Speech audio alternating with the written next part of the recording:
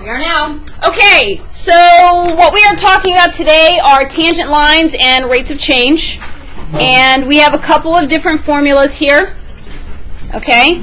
I'm going to speak first about, just in general, the math verbiage, and then I'll try to explain it I will explain it in plain English. So given a secant line, given point Q and point P, what we're going to look at is the secant line as it approaches the tangent line at P. Okay, so think back to Algebra 1. When you were asked to find the slope of a line, what did you need? What do you need to find the slope of a line? 2 points. I need 2 points. Why? For the formula, exactly. So when we're looking at the slope of a line, which we use the letter M, right? If we have 2 points, does anyone remember what that formula is?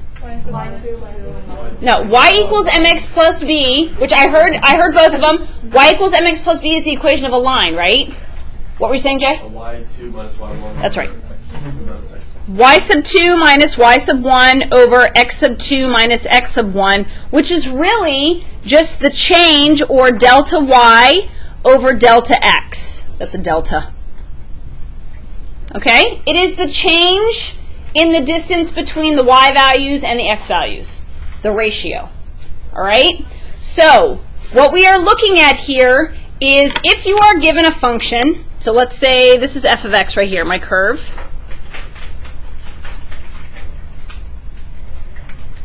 Okay, this is f of x.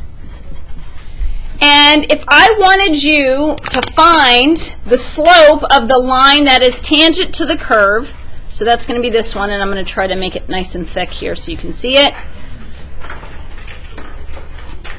All we have is 1 point, right? We just have this 1 point right here, and I'm making it nice and big so you can see it. So the problem here is, based on the formula that Jay gave us, I cannot find the slope. I only have 1 point. So what we are going to use is a secant line, meaning a line that still cuts through this same point, but yet another point on the curve. So I now have 2 points. Okay? So we have the point Q, which is in general x, and whatever my function is, that would be f of x. That's my y value. Okay? And if the point that these two lines, meaning the tangent and the secant line, have in common, if we call that point P, okay, this is going to be some given a value, meaning it's going to be a number, 1, 5, 3, 12, whatever it is on that line. Okay, so we have the point A. What would the y value be then? F of A. That's right. So this value right here would be f of A. Okay, so I have the point P, which occurs at A, f of A. And then you have the point Q, which occurs at x, f of x. So if I was looking to find the slope of the secant line, which is this blue one right here, we would use our y sub 2 minus y sub 1 over x sub 2 minus x sub 1. So that would be f of x, that's our y sub 2, it's right here, minus f of a, which is our y sub 1, over x minus a. That's where this comes from. So I would have 2 points on the line to get that slope. The problem is, if this is my secant line and this is my tangent line, look at the difference between the two. They're close, but not close enough. There's this huge gap, so it creates some error here. So if I took this point right here and I moved it closer to the pink line, which would represent the tangent line, so let's say maybe I move this point here, and then I connected these 2 points like this, I have now decreased the amount of error between the secant line and the tangent line. Does everyone understand that? So the closer I get this secant line to the tangent line, the closer I get to the true representation of the slope of the tangent line. Does that make sense to everybody? So the whole idea is, if this is my point A, f of A, meaning the point on the tangent line to the curve, and we have some point Q, which is x, and then f of x, which is the other point on my secant line. When I decrease the distance between my a value and my x value, meaning I want this x value to approach a, meaning I'm going to make this distance smaller, I then get the slope for the tangent line, which is why we use the limit. Meaning the limit as this x value will approach a, meaning the distance between the two gets smaller and smaller, I can use the same formula. Does everybody understand that? Okay, so then this is the formula that you would use to find the slope of the tangent line. It is the limit. So not only can I find the slope of the tangent line, but I could also write the equation of the line that is tangent to the curve. I could write it, but we're not going to focus on that yet. Okay? So using this concept here, the whole idea is to shrink this distance between the 2 points. We're going to do an example problem. So what we want to do is find the slope of the tangent line. So we only want the slope of the tangent line to the curve of f of x at x equals 1. Meaning this is a parabola, right, that moves down 1 and it's stretched vertically by 2. And we are going to have some line that is tangent to the curve where x is 1, meaning it will have some corresponding y value. I would have to plug that x value in to find out what y is. Everybody with me so far? Okay, now what I want to know is, what is the slope of the line that is tangent to this curve at this point? So I want to know some line like this on my parabola. I want to know what the slope is. So what we're going to do is we are going to use the same concept that I just talked about in the previous. So first of all, I have some point P. Okay, so remember P was a f of a, meaning this is a number, and this is the y value once I plug in that number to the function. So what is the x value that I'm given in this problem? It's 1. They gave it to us right here. So I have the point 1 comma f of 1. We'll figure out what that is in just a second. And then our Q point is just going to be general. It's going to be x f of x. Okay, so what the A represents is the actual numerical value that you're given in the problem. Okay?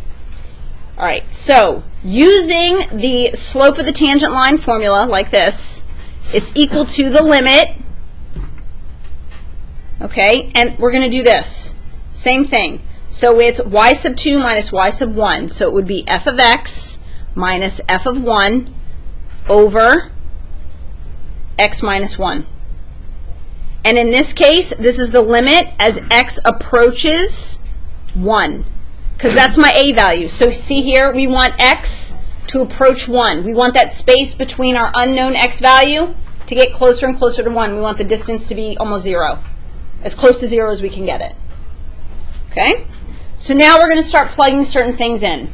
So what we have is the limit as x approaches 1. What's f of x? What's the function that they gave us? That's right. So we have the quantity of 2x squared minus 1 minus, what is f of 1? How do I find it? Plug 1 into f of x. So what does that give me? It does give me 1, because 2 times 1 squared is 2, minus 1 is 1, all over x minus 1. Okay, does everyone see where everything came from? Okay, so let's simplify. This is 2x squared minus 1 minus 1. What does that equal? 2x squared minus 2. So we have the limit as x approaches 1 of 2x squared minus 2 over x minus 1.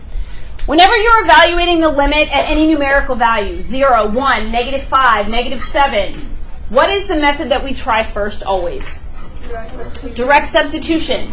Whenever you have the limit as x is approaching some given value and you use the definition of the derivative, which is what this is, I'm telling you right now you will get an indeterminate value. That's what will happen every time, so let's see what happens. 2 times 1 squared is 2, minus 2 is 0, 1 minus 1 is 0. So direct substitution gives us 0 over 0. So what we have to do is use one of the methods that we talked about in Unit 1 in order to simplify this so we can use direct substitution. What would I do? Factor. Okay, we're going to factor. So the first thing we would do is factor out of 2, agree? So when you do that, you're left with x squared minus 1. What is x squared minus 1 factored? That's right, x plus 1, x minus 1, and this is all over x minus 1. This totally helps me because I can do what now? I can. Goodbye. Right? Okay, so now what we have is the limit as x approaches 1 of 2 times x plus 1. Do I try direct substitution now? I do. So when I plug in 1, I end up with 2 times 2. So what's my slope? That is the slope of the tangent line. Questions? Okay. So x equals 1 is a. That is your a value, yes. Any other questions? Are you sure? Okay. How did I get 4? So then we use direct substitution. Oh, Okay. So maybe I'll do this. ds. Okay, where x is equal to 1. Okay. Any other questions about this problem? Yes, sir. To clarify, so when you're at the top, the limit of as x approaches 1 and the f of x minus f of 1, and then you go to the next step, so just to clarify in my head, how'd you get the negative 1 on the, or another minus 1 on the top? Right here? Yeah. Okay, so this is f of 1. So what this is saying is plug 1 into your function and simplify. So that's what we did. So basically this is my x value. We had to find the corresponding y value, and the way you do that is you plug x into the function. So 2 times 1 squared is 2 minus 1 is 1. Gotcha. Okay, anything else? You sure? Okay, so what we're going to take a look at here is an alternate way to express the formula. It's very similar to what we just looked at, except now this is the one that you are familiar with for those of you that dealt with the derivative last year. So an alternate way to express the formula for the slope of the tangent line is to consider some given point x, f of x, and some difference in the x direction that can be expressed as either h or delta x, meaning the change in x. Okay, and then the tangent line formula becomes one of the following. So the one that we're going to focus on is this one right here. Okay, but the delta x is another one that you can use and you will see from time to time. So you have to know that they are interchangeable, but this is the one we're going to focus on. Okay, so there are a couple things that I want to change here in the notes. So if you could change these, I'll show you. I want to change this, and I want to change this, and this, so that it matches the formula. Okay, delta x is the same thing as h. I just want to clarify, so I got rid of some things. So what we have again is our curve, f of x, right? We have some curve that we're given right here, okay? And we have the secant line. So what we're looking for is the slope of the secant line. So m secant is the slope of the secant line because I have 2 points. I have point P and point Q. So secant lines will cut the curve. They will cut through the curve. So you can notice this gap here. That is the secant line because there's a space between. So that gives us our 2 points. So in this case, if we have this point P here, we have our x value at x, and then the y value at f of x. So I'm going to go over here. We have point P, which is x f of x, okay, which is the general form that we had above. And then if I called this distance between these two h, or delta x, because it's the change in x, how would I get from here to here? Meaning, if this was 3, and I said the distance between these 2 points was 5 units, what's this point? Yeah, it would be 3 plus 5, so in general it would be x plus h. So that means this x value is x plus the distance between the two, which is x plus h. So that means when I plug this into a given function, its y value would be f of x plus h. Does that make sense? H representing the distance between the 2 points on the x-axis. Okay, so then we have point Q, which is going to be x plus h, comma, f of x plus h. Okay, this is how we get this formula right here. So again, just like I talked before, we wanted that x value to approach a in the previous graph. What we want is this distance between these two x values. We want that h distance to approach 0. We want these points to get so close together that you almost can't even tell that they're different points. Do you see what I'm saying? Okay, so what we do is we do the exact same thing. We are going to take f of x plus h, meaning y sub 2, minus f of x, and then on the bottom, I want you to see what happens. This is why it's just h. It's x plus h minus x, right? Because this is going to be x sub 2 minus x sub 1. What happens to your x values here? Yeah, that's why we get just h in the bottom. So then what we're saying is we want to take the limit of that quotient, and we want that distance between these 2 points to approach 0. That's why we take the limit as h approaches 0. This formula is extremely important. You will be using it. It is the definition of the derivative. Until you are given the permission to use the shortcut, this is what you have to use. So an example, if you are taking a quiz or a test and the question says find the derivative, it doesn't say anything about the definition, you can use a shortcut. If the directions say use the definition of the derivative, you have to use this. That is the clarification. That's how you know what you're allowed to use, because there's overlap. Because I think in 2.2 is when we start talking about the shortcut. Does everyone understand what I just said? So you need to read. It's really important, because if you jump straight to the shortcut and it says use the definition, the whole answer is wrong. You have to prove it. Okay, just like the IVT. Okay? All right, so a couple things that I want to put down here that are not included. First of all, to find an equation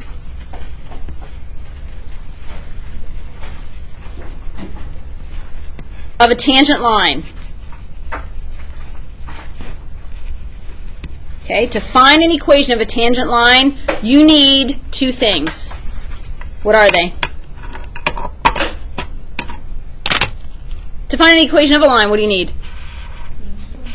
Okay, so if I have P and Q, it's going to give me the slope. But what else do I need to write the equation? Okay. Not always.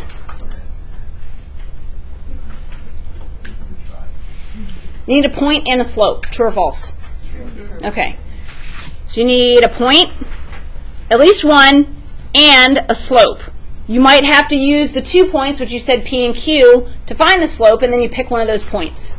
Now, back in Algebra 1, you guys were used to always writing your equations of lines in the form of y equals mx plus b. That was simplified form, right? But in this class, it is more common that you are going to use what's called the point-slope formula. Do you guys remember that one? Okay, well, here we go. You're going to use, in this class, the point-slope formula. Okay, and this is important, obviously. Okay, y minus y sub 1 is equal to m times x minus x sub 1, where m is equal to the slope of the tangent line. Okay, and then you would have x sub 1 and y sub 1. Okay, now here's the deal. There are some questions, especially when it comes to AP type questions that you'll see, maybe when you go into AP Classroom or whatever, when they are multiple choice, whoever writes these questions likes to simplify, meaning they go from this form to y equals mx plus b, okay? Slope intercept. You guys can do that. All you do is distribute and add or subtract. For free response questions, if you are asked to write the equation of a line that's tangent to the curve, stop there. Save yourself some time and headache distributing, making a possible mistake. Just plug it in. Does everybody understand what I'm saying? Like, you are not required to simplify this, just like you're no longer required to simplify radicals in the denominator. Okay, so take every little niblet that you can get. Okay, questions on this page before we move on? Are you sure? Yeah. Did we say x plus h minus x? What did you write that? That one? This one? What about it? When you write x plus plus h minus x?